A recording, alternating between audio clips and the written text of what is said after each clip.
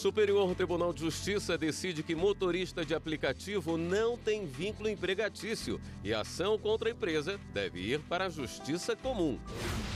Denunciados 10 integrantes de quadrilha que fraudava licitações na educação na Baixada Fluminense. Ainda no Rio, Justiça concede liberdade aos ex-governadores Antony Garotinho e Rosinha Mateus. Supremo decide se empresa deve ou não pagar indenização a vigilante de carro forte que ficou incapacitado para o trabalho após um assalto. Ministério Público Federal quer correção da licença de Belo Monte para preservar a vida na região de Volta Grande do Xingu.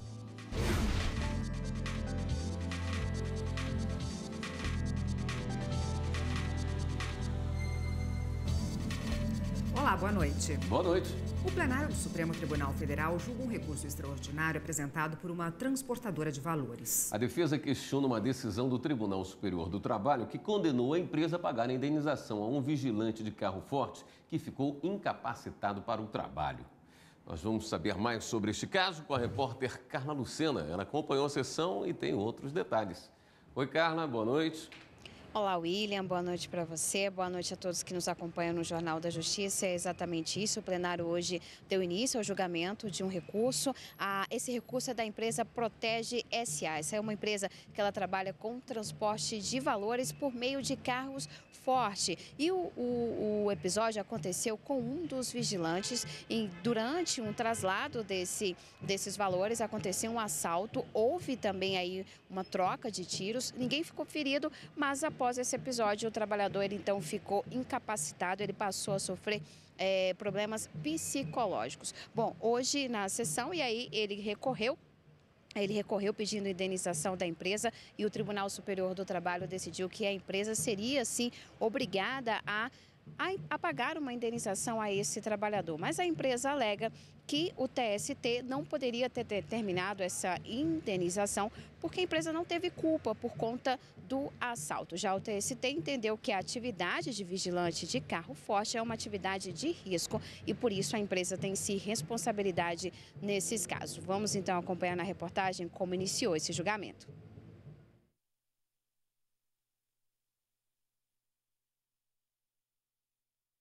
No plenário do Supremo Tribunal Federal, o advogado da empresa disse que não é possível considerar que a Protege SA teve culpa pelo assalto e nem pelos transtornos causados ao trabalhador.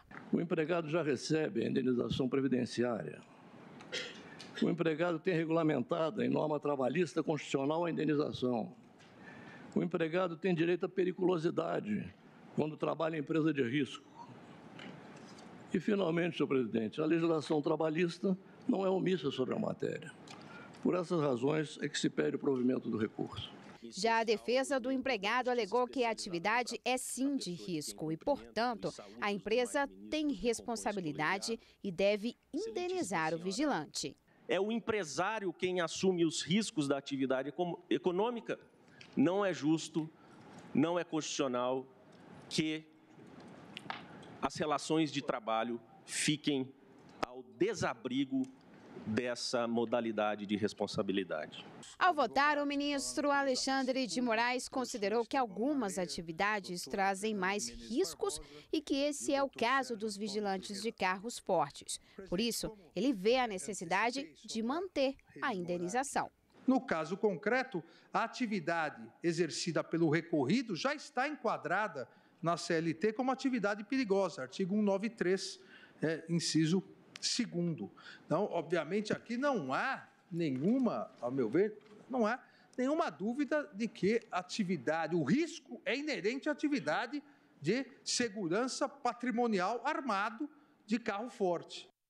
Para dar mais detalhes sobre a sessão plenária de hoje, está aqui no estúdio a consultora jurídica da TV Justiça, Karina Zucoloto. Boa noite, Karina. Boa noite, William. Boa noite, Karina. Boa noite, Esse Érica. julgamento aí ainda não terminou, né? Não terminou. Logo na vez do ministro Gilmar Mendes proferir o seu voto, ele, já em razão do adiantado da hora, pediu que fosse suspenso, todos concordaram e amanhã, logo no início da tarde, na sessão plenária, esse julgamento deve ser retomado para que os outros ministros possam votar. Mas interessante é que logo depois do voto do ministro Alexandre de Moraes, relator desse recurso extraordinário, o ministro Marco Aurélio pediu a palavra já sinalizando na forma como ele vai votar, abrindo uma divergência.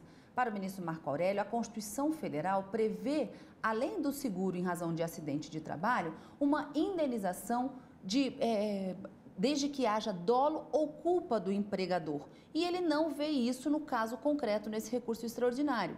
O ministro Luiz Roberto Barroso, que já votou na sessão de hoje, fez um contraponto em relação a esse posicionamento do ministro Marco Aurélio. Ele disse: a Constituição prevê sim o que se chama de responsabilidade subjetiva, quando é preciso provar esse dolo, essa intenção de causar o dano, ou a culpa em razão de negligência, imprudência ou imperícia, mas não excluiu a possibilidade do legislador ordinário estabelecer outras circunstâncias de pagamento de indenização ou de responsabilidade objetiva, como fez em 2002 o Código Civil, uma lei ordinária. Então, nesse sentido, acabou votando também com o ministro Alexandre de Moraes. A maioria que já se formou no plenário, 6 votos, acompanhando o relator, mantendo a decisão do TST, tem direito à indenização, responsabilidade objetiva, aplicação do Código Civil, mas julgamento ainda não terminado. Amanhã a gente vê como é que finaliza essa história. Ok, Karina, obrigado pela sua participação aqui com a gente. Até amanhã. Até amanhã. Não pagar pensão alimentícia pode levar à prisão. Em um caso, o juiz entendeu que a prisão não era necessária e determinou a penhora dos bens do devedor. Mas para o Superior Tribunal de Justiça, não cabe ao juiz fazer uma escolha, e sim quem recebe a pensão. Quem não paga pensão alimentícia pode ter os bens penhorados ou ficar preso de 1 a 3 meses, como prevê o Código de Processo Civil de 2015. Esta advogada explica que antes de ser preso, o devedor é notificado e tem um prazo para fazer o pagamento ou tentar explicar o motivo do atraso. O devedor ele vai ser intimado para pagar em 3 dias. E o que ele tem que fazer nesses 3 dias? Ele tem que pagar, ele tem que provar que pagou os alimentos, ou ele tem que apresentar uma justificativa da impossibilidade de ter pago esses alimentos, tá? Mas lembrando que essa justificativa não pode ser: não tinha dinheiro, não tinha condições, não tive tempo. Não, tem que ser uma justificativa de absoluta impossibilidade, um caso muito grave que realmente o impossibilitou de realizar esse pagamento. Em Minas Gerais, 2 alimentados pediram cumprimento da prisão depois que o devedor não pagou a dívida e nem explicou o motivo. O juízo de primeiro grau decretou a prisão pelo prazo de 30 dias, mas o executado não foi encontrado no endereço que está no processo. Posteriormente, ele fez o pagamento de algumas parcelas e deixou o restante da dívida. Por causa disso, os alimentados pediram novamente a prisão dele. Porém, dessa vez, o juiz entendeu que a prisão não era necessária e determinou que fosse feita a penhora dos bens. Em recurso ao STJ, os menores alegaram que o fato de a dívida ser antiga não impede que a execução dos alimentos seja feita de forma coercitiva. Para eles, admitir o contrário incentivaria a inadimplência, já que os devedores atrasariam o pagamento na fase de execução simplesmente para que a prisão fosse convertida em penhora. O relator, ministro Marco Aurélio Belize, explicou que a legislação brasileira prevê 2 formas de efetivar o cumprimento da sentença que fixa o pagamento de pensão alimentícia e que cabe ao credor a escolha do procedimento a ser adotado, podendo optar por aquele que possibilite ou não a prisão civil do devedor. Lembrando que pelo rito da prisão, ele só pode ser feito se referente às últimas 3 parcelas de alimentos. Então, ela tem um limite. Ele pode ser feito até as 3 parcelas que estão devendo, mas isso não significa que tem que esperar 3 meses, né? Muita gente entende que sim, mas não, esse pensamento é equivocado. Está devendo 1 mês, eu já posso fazer pelo rito da prisão. Então, a parte que vai escolher se quer executar aqueles alimentos que são devidos pelo rito da prisão ou pelo rito da expropriação. Os ex-governadores Antony Garotinho e Rosinha Mateus já estão em liberdade. Eles tinham sido presos ontem após determinação da Justiça de Campos dos Goitacazes, no norte fluminense. Ao conceder a liberdade, o desembargador Ciro Darlan, do Tribunal de Justiça do Rio de Janeiro, considerou que a defesa enfrentou dificuldades de acesso aos autos do processo. O casal e outras 3 pessoas são suspeitos de participar de um esquema de superfaturamento em contratos firmados entre a Prefeitura de Campos e a construtora Odebrecht. Agora eles vão responder ao processo em liberdade, mas estão proibidos de entrar em contato com outros réus do processo, devem entregar os passaportes e se apresentar à Justiça todo começo de mês. O número de acordos entre as partes envolvidas em um processo judicial cresce a cada ano. Só em 2018 foram mais de 4 milhões de sentenças desse tipo, o que corresponde a quase 12% de todas as ações que tramitaram na Justiça no ano passado. O aperto de mão sela o acordo entre as partes. De um lado, uma dona de casa que atrasou o aluguel. Do outro, o advogado que representa o dono do imóvel. Desde 2006, o Conselho Nacional de Justiça coordena o movimento pela conciliação. Todos os anos, o Judiciário organiza a Semana Nacional em várias partes do país. Há ainda os Centros Judiciários de Solução de Conflitos e Cidadania e os núcleos permanentes de métodos consensuais. Nos últimos anos, o número de acordos vive uma escalada de crescimento. Em 2015, foram cerca de 2.900.000 conciliações. Em 2016, 3.600.000. No ano seguinte, 3.700.000. E no ano passado, o número de acordos chegou a 4.400.000. Outro dado que chama a atenção: 11,5% de todas as ações que tramitaram na Justiça em 2018 chegaram à conciliação. A Justiça Trabalhista é a que mais se destaca. 24% dos casos da área foram resolvidos por meio de acordo. Esse entendimento entre as partes evita que os processos fiquem muitos anos tramitando nos tribunais, desafoga o judiciário e traz menos desgaste para quem enfrenta uma disputa judicial. A seguir, mulheres sofrem com o método criado na Alemanha para evitar filhos sem cirurgia. Hoje em dia eu não tenho mais saúde, né? Material, profissional, entendeu? Nós não temos mais vida.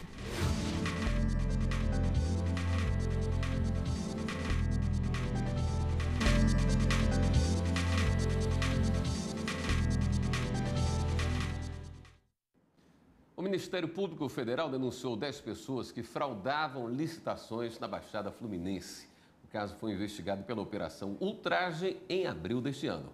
A quadrilha era especializada em fraudes em licitações, principalmente na área de educação, e agia em todos os municípios da Baixada Fluminense e nas cidades de Itaguaí, Seropédica, Miguel Pereira e Mangaratiba. Segundo o MPF, os desvios podem ultrapassar os 20 milhões de reais. Foram descobertas mais de 80 licitações com suspeitas de fraude. Na denúncia, o MPF apontou Luciano Barradas Lopes, Oswaldo Henrique Júnior e Roberto de Jaime Marra pelo crime de associação criminosa, além de fraude sem licitações, já que os três abriram empresas nos próprios nomes e também em nome de outras pessoas para participar das licitações. O MPF pediu ainda a apreensão de bens dos envolvidos para cobrir os prejuízos. Um método para substituir a laqueadura tem causado problemas de saúde em várias mulheres. Desenvolvido por uma empresa alemã, o Essure era oferecido pelo Sistema Único de Saúde, mas agora as pacientes querem retirar o contraceptivo. Depois que a quarta filha de Kelly nasceu, ela recebeu a indicação para fazer uma laqueadura, o procedimento cirúrgico que impede que a mulher engravide novamente. Mas ela foi informada que não precisaria passar por uma cirurgia. Bastava usar um dispositivo chamado Essure, um contraceptivo que pode ser implantado sem cirurgia. Só que a promessa de tratamento rápido e indolor acabou virando um transtorno. Além do desconforto, né, tem um desgaste emocional, né, que assim é irreversível. O desgaste emocional, o desgaste que a gente está tendo com a saúde. Hoje em dia eu não tenho mais saúde, né? Material, profissional, entendeu? Nós não temos mais vida. A fotógrafa Karina e a empresária Gisele enfrentam o mesmo problema. As duas ainda não conseguiram tirar o contraceptivo do corpo. Só tenho 31 anos, eu não posso viver sentindo dores, sentindo esse mal-estar. Tem dia que eu não consigo trabalhar. Então, para mim, a esperança que eu tenho realmente é retirar e viver com saúde, porque isso destruiu a minha vida. A gente vai no hospital, eles não, você não tem nada. Teus exames, você está sentindo essas dor, não é compatível com o que você tem nos seus laudos. Mas você está sentindo dor. E toma remédio constante todos os dias, porque você não consegue nem ficar em pé para trabalhar. O primeiro uso do método foi há 17 anos nos Estados Unidos. O pequeno dispositivo de metal lembra uma mola. Quando implantado, ele bloqueia as trompas, tornando a mulher estéril. Mas agora tem sido alvo de ações judiciais. O Essure chegou ao Brasil em 2009. Depois foi adotado pela rede pública. No começo deste ano, a Agência Nacional de Vigilância Sanitária proibiu o uso do dispositivo em todo o país. A Anvisa já tinha suspendido o contraceptivo em 2017, depois de o classificar arriscado para a saúde por causar graves complicações às mulheres. As pacientes que fizeram o implante discutem sobre as consequências do método nas redes sociais. Foi em um desses grupos que Kelly, Karina e Gisele se conheceram. Agora, elas e outras 17 mulheres vão tentar um acordo extrajudicial para retirar o dispositivo e também querem uma indenização pelos transtornos. A nossa visão é responsabilizar o Estado e o SUS solidariamente, e também a Anvisa, por ter aprovado a implementação de um procedimento extremamente gravoso e sem resultados contundentes de sua eficácia. Inclusive, por que estou falando isso? Porque há casos de mulheres que engravidaram mesmo com a implementação do dispositivo. Então, não estamos falando apenas de mulheres que estão sofrendo atentado contra a sua própria saúde. Estamos falando de mulheres que simplesmente o dispositivo não teve qualquer eficácia. Então, mesmo para essas mulheres, e pior, as mulheres que tiveram ainda filhos, vieram filhos com problemas graves. Por meio de nota, a Secretaria de Saúde do Distrito Federal disse que todas as mulheres foram informadas sobre o método e assinaram um termo de consentimento. Ainda segundo a nota, quando a paciente precisa retirar o Essure, ela é encaminhada para fazer uma cirurgia e negam qualquer maus tratos às mulheres. O Ministério Público Federal recomendou ao IBAMA que retifique a licença de operação da usina de Belo Monte para assegurar a continuidade da vida na região conhecida como Volta Grande do Xingu. O trecho de 100 quilômetros é lar de espécies raras de peixes de comunidades indígenas e ribeirinhas. Segundo o MPF, cultura e ecossistema estão sendo ameaçados pelas turbinas da hidrelétrica. Uma das conclusões da investigação é que o parecer técnico do IBAMA, na época, não atestou a viabilidade do controle de vazão do rio e não existem estudos técnicos sobre essa vazão, que pode ser insuficiente. A presidência do IBAMA e a Diretoria de Licenciamento Ambiental têm prazo de até 20 dias para responder à recomendação. Magistrados da Paraíba, Pernambuco, Sergipe e Rio Grande do Norte participaram do curso Formação de Formadores, promovido pela Escola Nacional de Formação e Aperfeiçoamento de Magistrados, a Infam. A jornada de aulas foi iniciada com a temática As diretrizes pedagógicas da Infam e o processo de ensino orientado para o desenvolvimento de competências. O ministro do STJ, Herman Benjamin, abriu oficialmente o evento. Uma outra peculiaridade deste curso é que pela primeira vez nós temos os ministros do STJ como alunos. São 4 ministros e temos muitos desembargadores da região, inclusive os diretores da escola do Tribunal de Justiça da Paraíba e também o diretor da escola do Tribunal Regional Federal da 5ª Região. Para o diretor da ESMA, desembargador Marcos Cavalcante de Albuquerque, a capacitação foi, sobretudo, uma oportunidade de promover o desenvolvimento de competências de magistrados. É um curso de formação de formadores, multiplicadores dos ensinos atinentes, os ensinos pedagógicos de interesse primordial da magistratura. O juiz precisa estar cada vez mais preparado, precisa estar cada vez mais capacitado para prestar jurisdição de acordo com uma nova ordem estabelecida mundialmente. O ministro do Superior Tribunal de Justiça, Geraldo Ogni Ceas Marques Fernandes, enfatizou que para ser um bom juiz se faz necessário dominar o principal de todos os métodos, a humildade. Nós estamos aqui com mais de 100 magistrados de todos os níveis, de juízes a ministros, e esse é um dado importante, porque desmistifica a noção de que só precisa aprender o iniciante, a humildade que todos temos de ter, que por maior que seja o cargo, temos sempre muito que aprender. E a dignidade e o compromisso com o cargo passa pelo reconhecimento dessa atualização. De acordo com o professor Roberto Bacelar, desembargador do Tribunal de Justiça do Paraná, a Escola Nacional trouxe o que tinha de melhor em termos de formação judicial. Trazendo novas informações, como, por exemplo, conceitos de ensinagem, conceitos de andragogia, que são algumas palavras difíceis aí para o nosso leitor, mas andragogia é educação para adultos, que ela é diferente da educação para crianças. A formação de adultos para a atividade profissional, para prestar um melhor serviço à população, ela exige alguns componentes, a partir da problematização da realidade. Ou seja, o juiz que está aqui hoje vai estar recebendo informações para desenvolver competências para poder resolver casos da realidade. E a seguir, Rede de Combate à Corrupção se reúne em Brasília. Neste ano, o grupo discutirá principalmente os aspectos da responsabilização das pessoas jurídicas.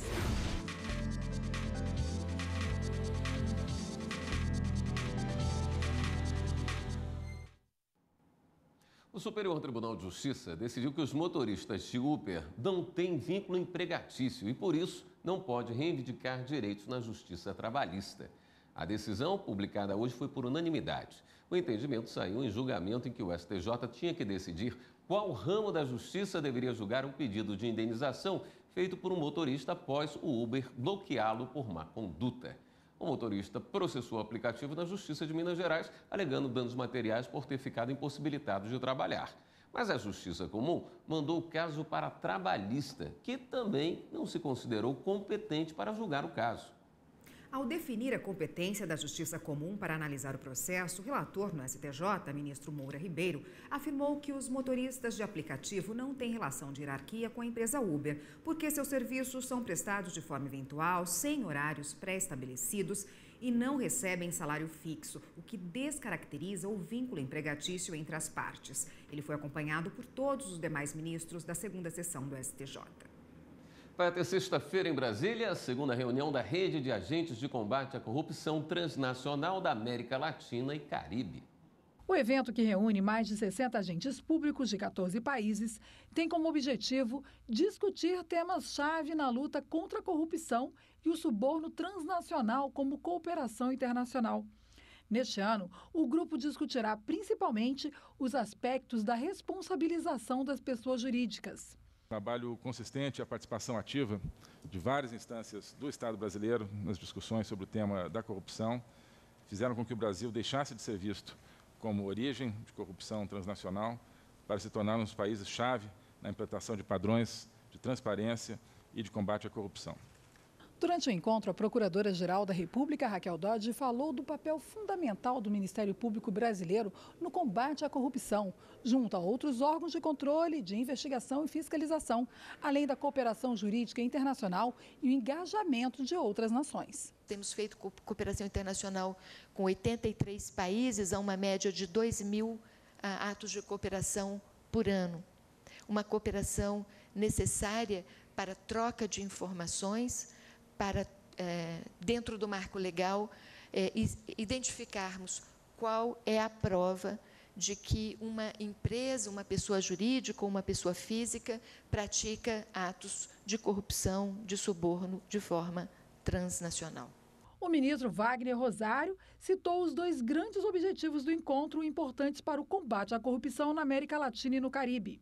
Se a gente quer realmente combater a corrupção na região, nós precisamos ser capazes de trocar informações efetivamente, tanto formalmente quanto informalmente. Eu tenho certeza que essa rede que está sendo criada, ela vai permitir o estabelecimento daquela confiança mútua que irá permitir que a gente realmente desenvolva nossos países na área e combata de maneira eficaz a corrupção na região. Para o advogado-geral da União, André Mendonça, é preciso mudar a forma de combater a corrupção. Combater a corrupção hoje é mais difícil do que há 20, 30 anos atrás. Há 20, 30 anos atrás, havia um sistema hierarquizado de crime organizado, ainda sem tantos meios de comunicação, sem tantos mecanismos de tráfico de recursos. Hoje nós temos o que nós chamamos de corrupção em rede. É hora de dar um girão na rede para saber das últimas notícias.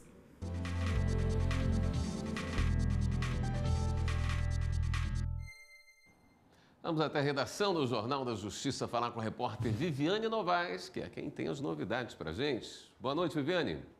Boa noite, Érica. Boa noite, William. E boa noite a todos. A gente começa com Lava Jato. A força-tarefa do Ministério Público Federal no Paraná denunciou o dono da cervejaria Petrópolis, Walter Faria, e mais 2 pessoas por 12 crimes de lavagem de dinheiro. Segundo a investigação, os acusados receberam mais de 15 milhões de reais de operadores financeiros em contas secretas na Suíça. A denúncia é um desdobramento de crimes apurados em outras ações penais em que foram condenados, foi condenado, por exemplo, o ex-executivo da Petrobras, Nestor Cerveró. Walter Faria está preso preventivamente desde o começo de agosto. Nesse caso, a cervejaria teria lavado 329 milhões de reais para a construtora Odebrecht. E nós temos aqui 2 notícias do Paraná. A Justiça de São José dos Pinhais está interrogando hoje os 7 réus acusados do assassinato do jogador Daniel. O crime ocorreu em outubro do ano passado. Entre os réus ouvidos está o assassino confesso do jogador, Edson Brits. Também estão a filha Alana dele e a mulher Cristiana. Agora, os envolvidos terão um prazo para apresentar as alegações finais. Depois, o juiz deve decidir se os réus vão a júri popular. E em Curitiba, a Polícia Federal deflagrou a Operação Placebo para desarticular um grupo criminoso que vendia ilegalmente um produto terapêutico conhecido como a pílula do câncer. Esse produto não tem registro no Brasil. Uma pessoa foi presa em flagrante. 160 frascos foram apreendidos. A importação e venda ilegal de produtos medicinais ou terapêuticos é crime com pena que pode chegar a 15 anos de prisão. Bem, e o giro fica por aqui. As reportagens do Jornal da Justiça estão no YouTube. É só digitar TV Justiça Oficial. Voltamos agora ao estúdio. Obrigada, Viviane. Esta edição do Jornal da Justiça fica por aqui. Uma boa noite para você. Acompanhe agora o programa Direito Sem Fronteiras. Uma boa noite e até amanhã.